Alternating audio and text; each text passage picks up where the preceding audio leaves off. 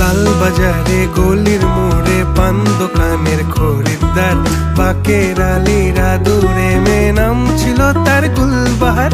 লাল বাজারে গলির মোড়ে পান দোকানের খরিদ্দার, বাকের আলীরা দূরে মেয়ে নাম ছিল তার গুলবাহার। নাম ছিল তার গুলবাহার, দেখতে ভারী চমৎকার, তুলনা যে হয় না তার হোসনে আরা গুলবাহার। বাকের আলীরা দূরে মেয়ে নাম ছিল তার